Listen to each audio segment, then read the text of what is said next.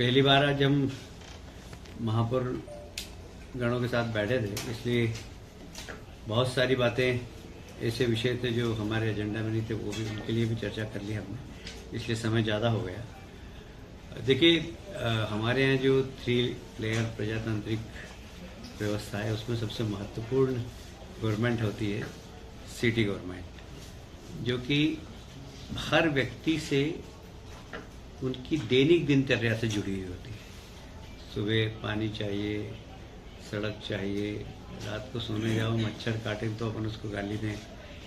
इसलिए नगर निगम, नगर पालिका, ये हमारी प्रजातंत्र की सबसे पहली लेयर है और सबसे महत्वपूर्ण लेयर है, और इसलिए वहाँ पर अच्छा काम हो, इसके लिए आज हमारी सभी माननीय 16 हमारी नगर निगम में उसके माननीय महापौर जी से बात हुई है।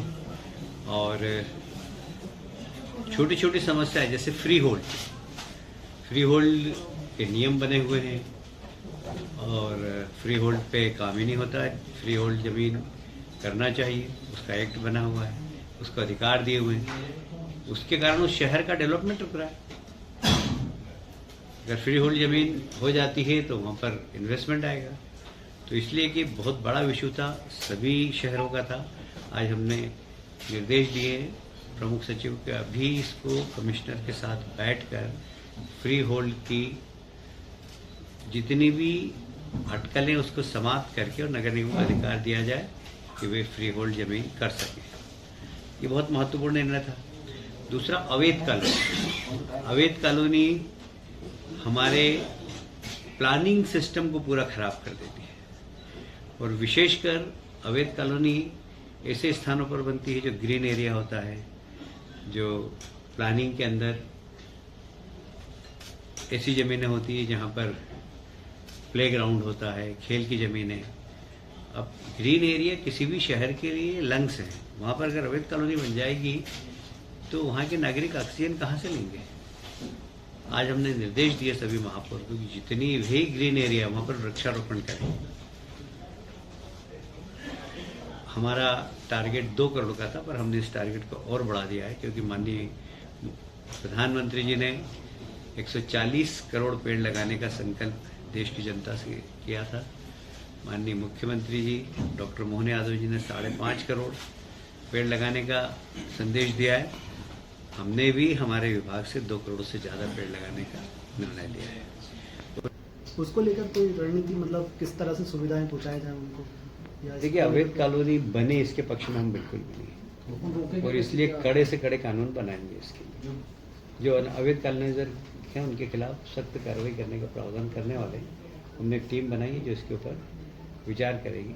माननीय मुख्यमंत्री जी ने भी हमसे कहा है कि अवैध कॉलोनी नहीं बने, इसके लिए चिंता करना चाहिए और कुछ कड़े प्रावधान बनाने चाहिए। भोपाल में सब आग्रह किया कि विकास में जनता का सहयोग, जन भागीदारी से पब्लिक ऑडिटिंग होती है, जनता खुद उस विकास की हिस्सेदार बन जाती है, तो क्वालिटी वर्क होता है। तो हमने आग्रह किया है कि जन भागीदारी भी सुनिश्चित करें।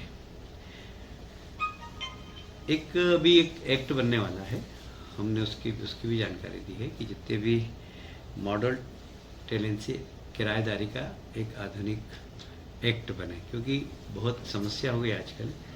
पेंशनर लोग मकान किराए से दे देते हैं और उसके बाद फिर किराएदार मकान खाली नहीं करते हैं। तो उसका एक एक्ट बन जाए जिससे कि जो प्रॉपर्टी का मालिक है उसका हक बराबर बना रहे, किराएदार उसके ऊपर हक नहीं जमाए। इसके बारे में भी हमने जानकारी दी है। एक आज का विषय था आत्मनिर्भर नगर निगम। तो सबसे बड़ा खर्चा जो है वो है बिजली का। हमने इस पे प्रयोग करने का निर्णय लिया है कि हम सोलर एनर्जी के ऊपर सारे प्रदेश में काम करेंगे। तो जो बिजली का बिल आता है, विशेषकर वाटर सप्लाई का, वो कैसे उसके दाम कम हों और बिजली के बिल के, और वह सोलर से अगर चलेगी और उस सोलर को पूरी सोलर व्यवस्था की सरकार, राज्य सरकार उसकी जवाबदारी लेगी। हमने हमारे जो नवीनीकरण ऊर्जा के प्रमुख सचिव हैं मनु श्रीवास्तव, उनको ही बुलाया था, उन्होंने भी प्रेजेंटेशन दिया है। हम प्रदेश के अंदर 4-5 बड़े सोलर पावर प्लांट लगाने का प्लान कर रहे हैं, जिससे कि जितने भी नगर पालिका नगर निगम को लगने वाली बिजली है वो उससे उनको मिल जाए। अब समय है ग्रीन पावर का, और ग्रीन पावर के साथ साथ कार्बन रेटिंग का भी है, क्योंकि इससे कार्बन रेटिंग मिलेगी, वृक्षारोपण से कार्बन रेटिंग मिलेगी। इस दिशा में हम जा रहे हैं। सारे अर्बन बॉडी से कहा है कि वृक्षारोपण करें और सोलर पावर का ज़्यादा से ज़्यादा उपयोग करें, जिससे कि ग्रीन पावर के माध्यम से हम जलवायु परिवर्तन के कार्य के इफेक्ट जो हो रहे हैं उसमें भारत अपनी महती भूमिका अदा कर सके। और इस दिशा में हमने काफ़ी आज चर्चा की। दूसरा ये भी कहा है कि टैक्सेशन के बारे में आप लोग विचार करिए, अच्छी सर्विस दे और अच्छा टैक्स वसूलें।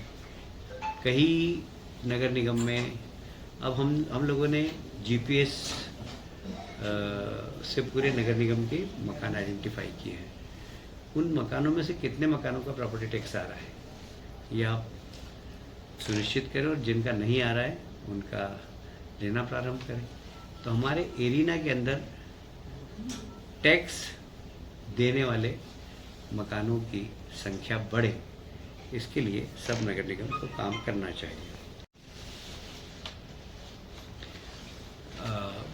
अभी हमारा विभाग एक फायर संचालनालय का गठन करने वाला, एक पूरा इंफ्रास्ट्रक्चर होगा, क्योंकि बड़ी बड़ी बिल्डिंगें तो बन रही है पर कहीं आग लग जाती है तो वो संसाधन अभी मध्य प्रदेश में उतने सक्षम नहीं है। हम उसके लिए एक अलग से संचालनालय बना रहे हैं। अभी पहले चरण में लगभग 400-500 करोड़ रुपये बजट में हम प्रावधान करेंगे, और पूरे प्रदेश के अंदर नगर निगम आग बुझाने के मामले में सक्षम बने, इसके लिए फायर एक्ट भी नए सिरे से बना रहे हैं।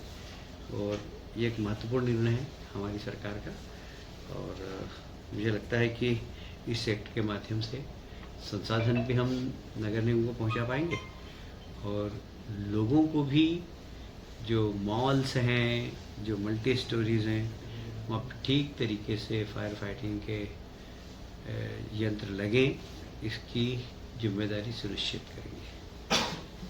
व्यक्ति अपने अनुभव को लेकर नहीं, मैंने यही कहा, मैंने सिर्फ यही काम नहीं है आपके कि आप नाली साफ करें, कुछ आप क्रिएटिव वर्क भी करिए, महिलाओं का प्रशिक्षण करिए।